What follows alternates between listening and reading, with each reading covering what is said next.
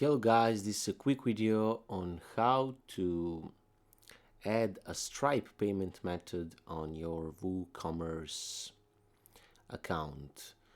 So first thing you want to make in Woocommerce account, your store, you will need to pay it. This is a free trial version which I'm working on. But basically what you need to know is that there is a way to add a Stripe payment method, and it's relevantly pretty easy. What you need to do is go on this tab, extension, and you can go on payments, but we're going to go on all payments. And there you can just type in Stripe,